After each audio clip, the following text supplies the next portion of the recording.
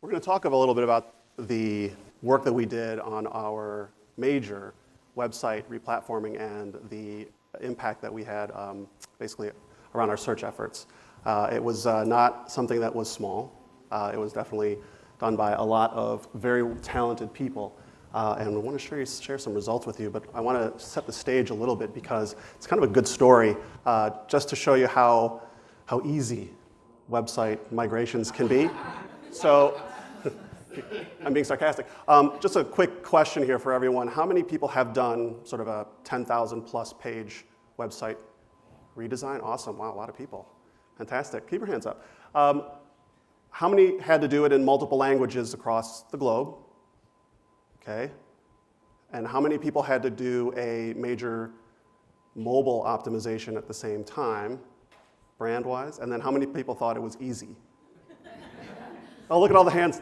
Someone stayed up. I just wanted to say, okay, I'm going to talk to you later.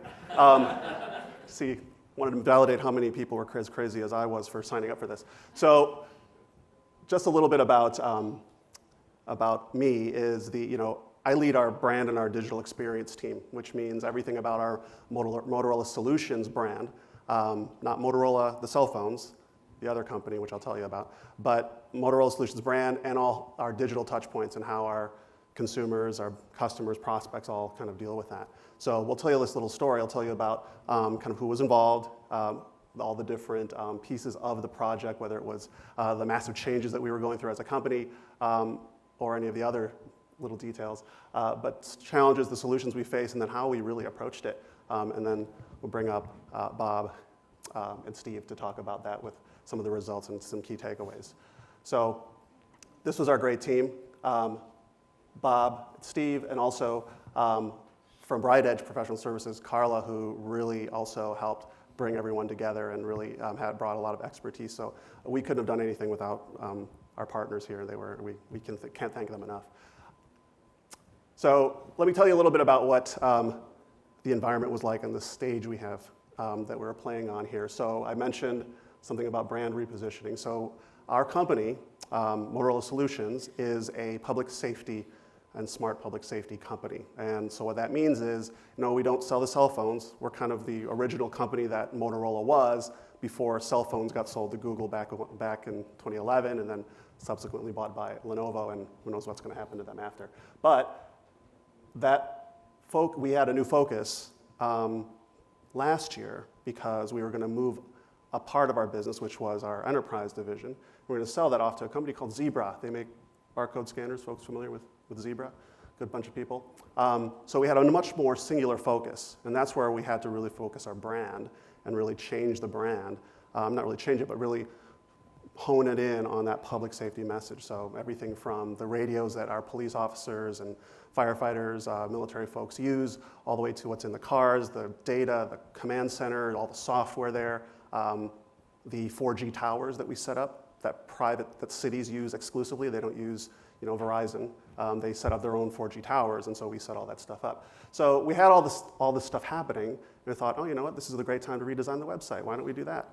So Motorola Solutions, and it's MotorolaSolutions.com was a pretty old website, and in order to meet all these milestones and make the sale of our enterprise division off to Zebra successful, we actually had to meet this really strict timeline. There was no moving off this timeline. Otherwise, all sorts of calamities would happen, markets would crash, and clouds would part, and everything would sort of the sea would open up and swallow everybody up. But we had to do this, and we couldn't change and move the date. So our original date was December 31st, and we were given 6 months to move all this stuff. But that wasn't all we had to do. So not only did we have to move our website to a new platform, so we had old Vignette from back in the old days, over to Adobe Experience Manager. We then, because a website redesign wasn't enough, everything was sort of tied together. We also had to move our marketing automation platform. We also had to change our analytics package. We also had to add tag management onto that. All that stuff combined, I know, can someone just tell me I'm dreaming here or having a nightmare? No, this was actually really happening. So this all was happening at the same time. to an old website, right? And so let's go through some numbers here. This old website, 18,000 pages is what we had, and you can kind of see what it kind of looked like before. You can imagine over time, after we separated from Motorola, we basically had to take all the old content, so all the enterprise content now that was on this site, and we're going to have to give it all to Zebra. And so all this stuff that was on the site had to be moved off. And we had 17 different locales, so it's not just one website. And by the way, all these had to change at the same time, the same date. No delays, no moving off or phasing. Everyone loves that word. 12 different languages, okay? So getting everyone into the room, it's like the United Nations, literally like the United Nations, having everyone in the room and agreeing to actually what search terms we were going to use, which languages we were going to optimize first. And I remember the arguments that happened around it, and some people still don't like us for it. So, but that's all changing. And not just one English version, of course, there's 5 that we had to optimize for. So it was not small potatoes. We also had to, because we were doing a brand redesign, we had to make it mobile. So we added that. Let's throw some more stuff on there. So our user experience wasn't great, and we had to change that along with the brand. We were a very customer-centric company, focused company, and we had to have the UX to really reflect that, which we hadn't in the past. Lots of content, lots of duplicate pages. Our URLs were a mess. So all that had to be changed. We had to do a new IA on top of that. So all that impacts search. We moved to something much more visually pleasing, but also lighter, better information architecture, better taxonomy. All these things happened, but this was the world that we were in. This was the goal. And on top of that, we had to make sure that all the countries, all the sites that we had, all the pages were optimized, and all the content was accurate, all the content was up to date, and it was a monumental undertaking. So if you're keeping track, this is just a little summary of all the stuff that we did. And there was these challenges, even though we had all these things, Bob and Steve really signed on, and they said, yeah, well, sure, we'll help you. Sure, we'll help you out with that. And at the same time, it's great to do a redesign, but David, you mentioned this before too, but it's like, well, you do a redesign, what's going to happen to your search ranking? Because for us, way over 60% of our traffic comes in from search. And once you start losing that, no leads or reduced leads, it's a big problem. So we had to bring in some experts to help us out here and to kind of go through what we did. I'll bring up Bob and Steve. We'd been working with Motorola at that stage since November 2013. And we were in a situation where we realized we needed some help. My organization was there and set up to manage the EMEA operation and Asia Pac, but we needed a partner in North and South America. And I came out here to Share last year, having advised Motorola. By that stage, we were a trusted partner of theirs, and they came to us to ask for advice in the process. And we suggested, and they were grateful for the advice, to go to Bright Age Professional Services and asked them to become the prime contractor for the program. We would then be a subcontractor supporting them on the localization and regionalization. And at Share15 last year, we found Steve and Be Found Online, and we set up a program of detailed partnership, as it were.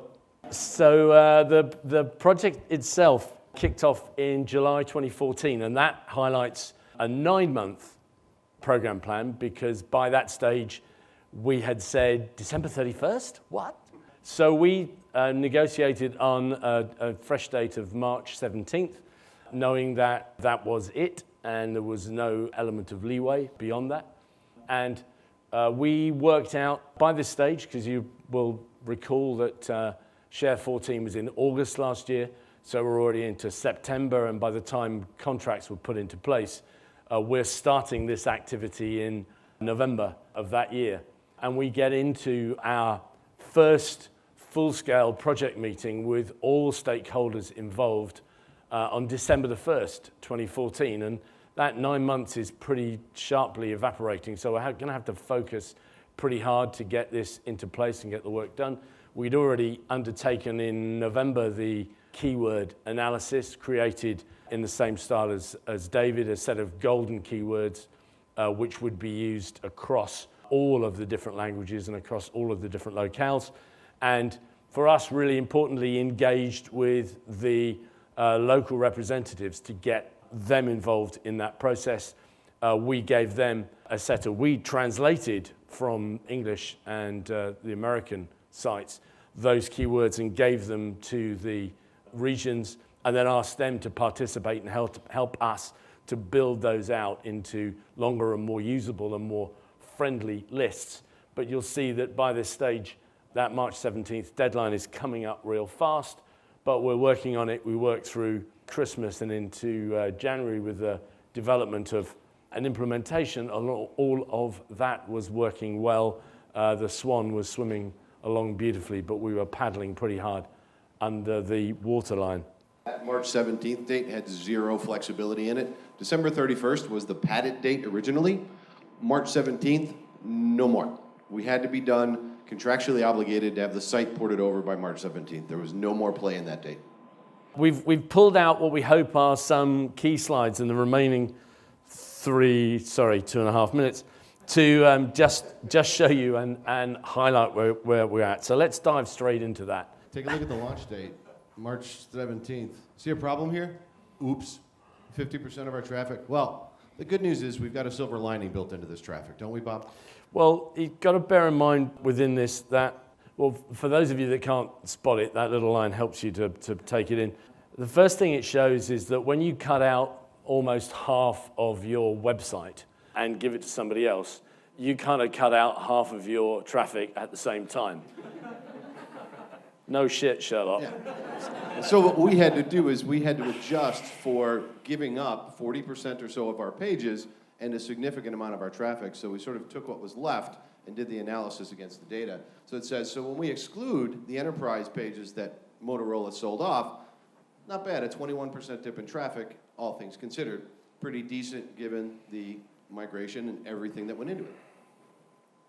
So now if we look at where the food is in terms of product pages for Motorola, this is really what drives the bus. You've got an increase in product pages of organic traffic. We didn't lose anything in organic traffic to the product pages, so we actually improved optimization on the product pages, and we're driving more traffic immediately. Now, anybody who thinks that half a point is bad, that's the nicest 0.5% that I think I've ever seen. Okay. Now let's talk about keywords. Let's talk about what we had in Bright Edge. And please don't focus on this huge dip here. That's sort of the page 4 stuff. If we take a look down here, it's a little harder to see. But if we think about page 1, because that's where the money is, right? Everybody wants top of page 1, bottom of page 1, or our nearby keywords. Well, our page 1 keywords for the resultant set has improved by 23%. So we've got some nice traction there, and that traffic and those keywords continue to grow. So there's some good stuff hidden in there. That represents about 10,000 keywords in total on that chart. So let's think about this too. Now if we focus on the product pages again, where we had a lot of success optimizing the pages, 16% page 1 improvement, and it's still growing, and we still have a lot of opportunity left because there's plenty of work to do. If you think about squeezing this migration into, I said 4 months earlier, and Bob corrected me, no, Steve, it's 3.5 months. It's what we had to work with. So if you think about that and just the land speed record that we've set to move the site, these results are pretty stellar. So take us through the data cube, would you, Bob? So we go into data cube scoring. If you guys are familiar with this, it's basically the number of keywords you rank for, search volume of the keywords, and click-through rates. And we got an improvement here straight away of 31%. This is on the whole new site now with 50% removed. And again, we're getting pretty proud of these sort of numbers at this level. On the product pages, similarly an improvement, but not as strong. This is a nice position to be in overall upward movement straight away from the point of the migration. We got a couple more. We got a couple more quick slides because as a partnership, we couldn't avoid this particular bit. Bob and I had a little gentleman's bet about the migration and about performance of UK versus US through the migration. So I think this is where we maybe go one down. So this is like that one. You mean because this is no, plus this one for me? This is one. US wins this round. Yeah, we're at this stage. It's the US goes one up. We see not quite as much pain there as on the US side as in the UK, but we come back pretty strongly here with a 60% improvement, which you could say we were working pretty hard here, and obviously a lot harder than Steve's guys. Or alternatively, you might take the view that there was a lot less that could be done in that process on the US side. Truth be told, we were working very, very closely together, and there was quite a bit of work to do. So that's kind of 1-1, and then there was just a chance to go 2-1 up before the whistle blew, because DataCube is entirely level playing field, right? No chance of any movement here. So you'll possibly have gathered that we're working in pretty close harmony on this activity by now. We've got 1 or 2 takeaways that we'd just like to highlight. So the thing to seriously consider here and what happened, so there's this wonderful woman at Motorola, Cheryl Skifstad's her name. She wrangled, I think that the number of folks in the meeting in December was 26, give or take. She wrangled people from around the country, around the world, got everybody on the same page. She carried a very, very large 2x4, and she had to. She had to get all these people on the same page in the same room. The key here is relentless project planning and management. The other thing that happened too among the agencies, Bob and I, is we worked very, very closely together ourselves and worked very, very closely with BrightEdge. So even when we weren't meeting with Motorola and going through project documentation and status with them, we were meeting internally on a regular basis. We're trading emails, we're getting on video calls. We're talking to BrightEdge, we're talking amongst ourselves, we're making sense of everything going on, making sure our dates, timelines, and tasks align, because as we said earlier, that December 31st date was flexible. March 17th was, uh-oh. And of course, the very much the key thing here was bringing together the regional teams and getting them engaged from the very early on in what was happening and making sure that they were felt part of the process so that they would have some ownership and understanding and work with us at the pace that we needed to move this forward. The very bottom item on there says, be sure your partners are working very closely together. That's exactly what we've done. In fact, we've worked extremely closely, and since I started dating Steve at last Share15, we've actually now married, and we are now in a joint venture together, so we are be found online on a global and international basis. It's been a huge win for us, win-win all around, and a win-win, we hope, for Motorola as well. I couldn't have done it without Motorola, of course. Thank you.